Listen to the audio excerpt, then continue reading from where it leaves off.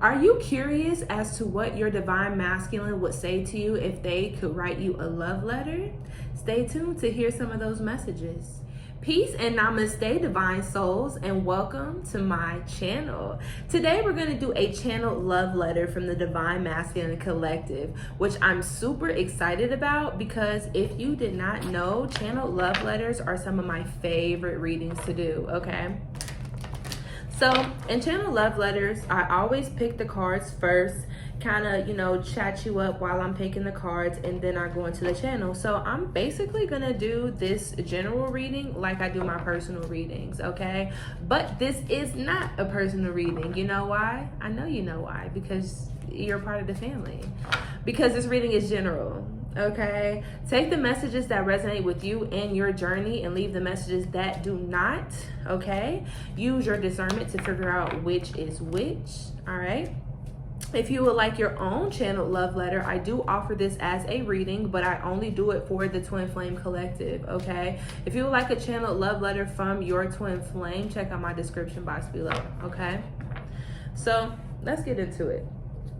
What does Divine Masculine Collective want Divine Feminine Collective to know in this now moment? Let's get this channel love letter going. All right. Before I started this reading, I heard, lost without you, can't help myself. How does it feel to know that I love you, baby? All right, these divine masculines are lost without you, okay? First card we have here is, I don't know why this happened. I don't know why this happened. You don't know why this happened, Divine Masculine Collective? You don't know why this happened. We'll have to see what this is, what they're talking about. We have, I compare others to you. I compare others to you. The grass wasn't greener on the other side. You inspire me. You inspire this divine masculine to continue to show up and work towards being their best self. Like, you definitely, we have you speak to me through music.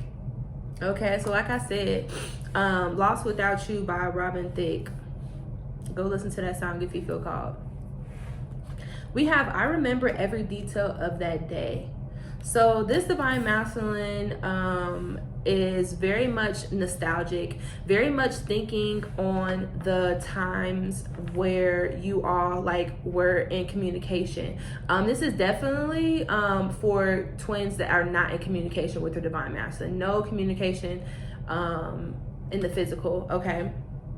So I feel like this divine masculine is thinking about some times that y'all have shared in the past and is really nostalgic about it, thinking about like how much fun they have with you or how happy they are when they're in your presence and then when they're spending time with you. And it's kind of just like, I don't know, they're like, I don't know why this happened, because it's like the signs have always been there that this is something that's good for me, and I don't understand why we're here and why this had to happen. But all in all, divine masculine, I feel like they're gonna have to learn that all this had to happen the way that it had to happen for a reason. And so as soon as they stop blaming themselves and also taking victim mentality, playing victim, that's when they can come to these truths of this had to happen the way that it had to happen, because it just had to. Bottom of the deck, you don't know how hard it was to let you go. Yep. So they're definitely like, I feel like they had to make some tough choices early on in this connection, and they could have gone about it differently or quote unquote better. But again, I just really feel like they did what they could with the tools that they had, right? I don't know why this happened. Tell me more about that. I don't know why this happened. I guess we're taking two cards. Nine of Swords. Okay. It's funny because I'm picking these cards and then I'm going to get into the channel. But while I'm picking the cards, I'm just like, I find it so interesting because it's like I'm able to see divine masculine's perspective because that's what the channel is coming from. But I'm also able to see spirit's perspective, and I find that actually hilarious. So it's like divine masculine is like, I don't know why this happened, because they have yet to take accountability for some things, okay? Until they take accountability, they're going to continue to be in the space of not knowing what's happening because they aren't taking accountability for their actions, words, whatever. Take it as it resonates. I compare others to you. And that's another reason why I very much love doing channel love letters, because it's like a very like human like thing. Like it's very much like a human channel. A lot of the channels that I do are from, you know, the highest vibrational spirits, 5D and above. So it's like always very much a certain type of way of communicating. But when I channel for the Divine Masculine Collective, it's like it's channeling their faults too. And I think that's really cool. It's like not a perfect view. And not saying that Spirit's view is always perfect per se, or even my translation of Spirit's messages are perfect. But I will say that being able to get Divine Masculine's messages from the place they're at right now, and not from a place of being quote unquote perfect, I enjoy that a lot as well. Okay, so I think what we're gonna do is just pick these two, and then we're gonna close it out. Well, not close it out, I'm sorry. We're gonna start the channel. Bottom of the deck, the Star. You are the star in their life. You are the shining light. You are their light at the end of the tunnel. Okay, let's get into the reading, the channel.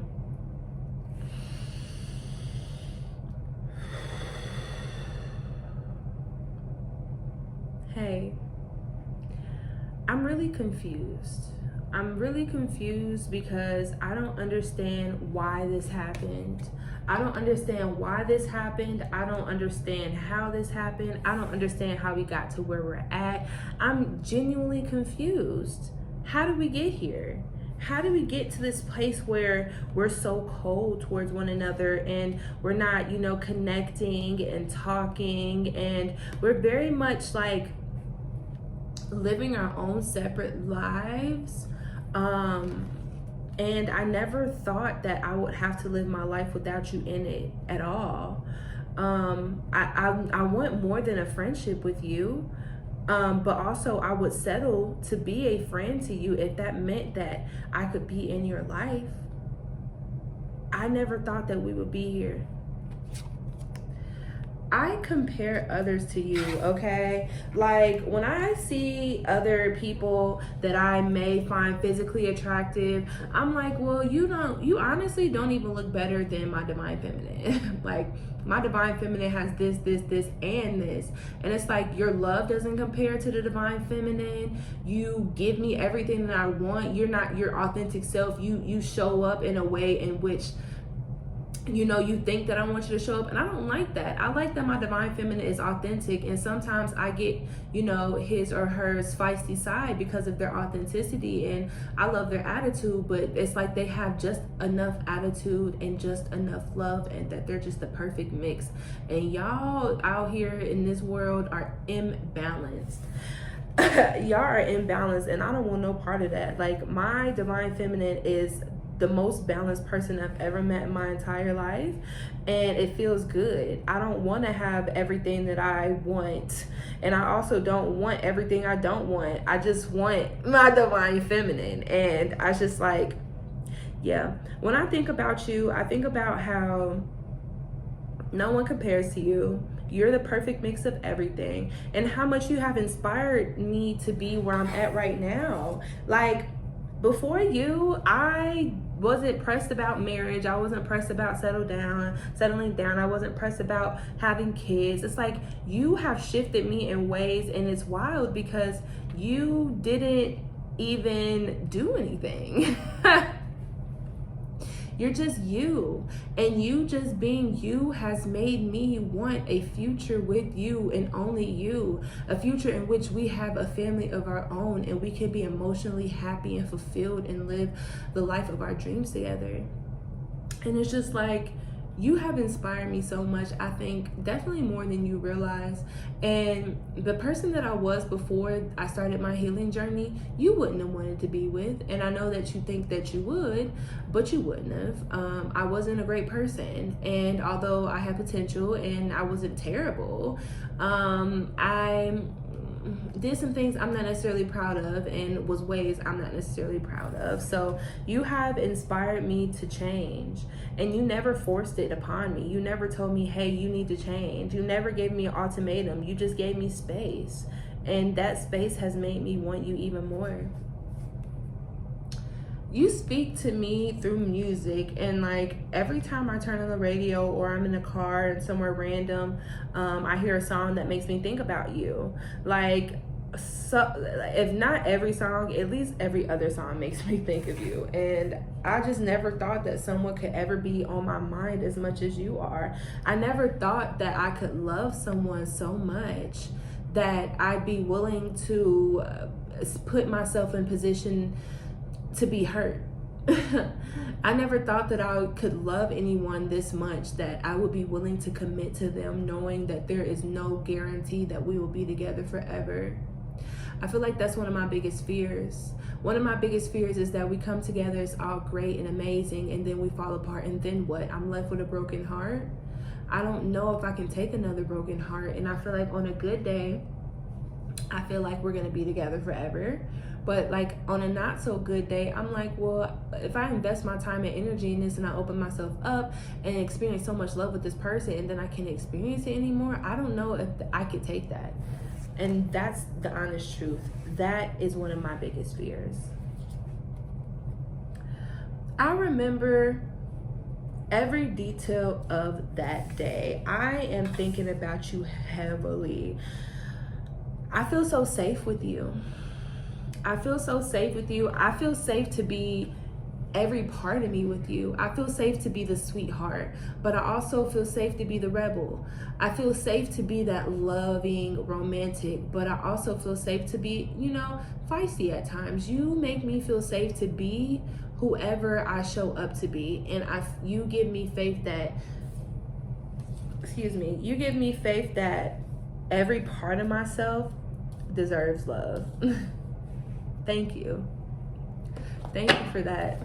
I don't think that I could ever repay you for how much you have changed and influenced my life for the better. I don't know if I could ever repay you, but I can tell you that I will be trying to repay you for the rest of my life. You gave me the greatest challenge of my life to embrace my power and my authenticity. I'm more me now than I've ever been in my entire life, and I owe that all to you. You are such an amazing example of showing up and just being you. I've never had such a positive example in my life of someone who has it together. Now, you might not have it all together. No one really does, but honestly, I feel like you have it together more than a lot of people I've ever been with, and more than me. And that doesn't even have to necessarily do with finances. Like, I mean internally. Like, anybody can make money, but internally you have it more together than anyone that I've ever been with and experienced. I am working on my abundance before I can come forward to you, because when I come forward to you, I'm gonna want to be together forever. Like, I don't want to I want to be able to offer you all the things that I will offer a spouse, because that is my goal with you. That's what I want with you. Why would I, come together with you, propose, if I don't have a house ready for when we are married, or if I don't have the finances together to have a family? A family takes money. Family is even just going down to being married, like, that's family. You and I, once we become married, we will be family. So it's like, how am I setting my family up for success if I'm not financially where I need to be in order to support this family in the ways that I feel called to support this family? I can't. And even though everything within me wants to communicate and be with you and talk to you, I just can't come to you empty-handed, and two, without a plan of what I want for the future in terms of like moves. Like, I gotta have all these moves and all these, I'm playing chess right now. I gotta get all my pieces on the board where I need them to be before we can come back together. When I first met, that was it. I knew I met my person and there was no going back. Like, I've always known that there was a potentiality that we would spend our lives together, but I just didn't know if it would happen. I didn't know if it was possible with you being you and me being me, and the things that we've been through individually, I never knew if it would work, but now I am in this place where I'm willing to do whatever it takes to make it work, because you are the catch. You are the catch. You are so valuable, and I would be a fool not to come back and at least attempt to make things right with you. I feel like I have to come to terms with the fact that when I do come forward to you, there is a potentiality that you will reject me, and you have every right to make whatever decision you feel called to make. But I feel like before I come forward to you, I also need to be prepared to be rejected.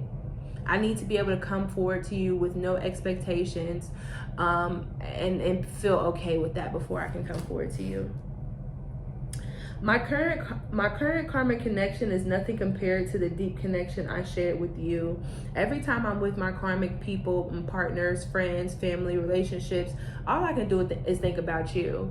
And there was a point of time where, you know, I was with the karmic in order to distract me from you. And it's like all the things that I put in place to distract me from you, they don't work anymore. So the more that I'm around this karmic, the more that I can't stop thinking about you, the more that I'm not present, the more that I'm daydreaming about you and the future that I want to have with you. The connection and the love that you and I have for each other is literally, it's one of a kind. And I refuse to allow this opportunity to leave. So I could never ask you to wait. It wouldn't be fair of me to ask you to wait. All I'm asking is for you to be open to receiving me when I am ready. Because I'm ready to update my status and say that I am connected forever to the love of my life. I'm ready to let it be known to the world who the love of my life is and who I am committing my life to. I love you, and I will see you as soon as I can.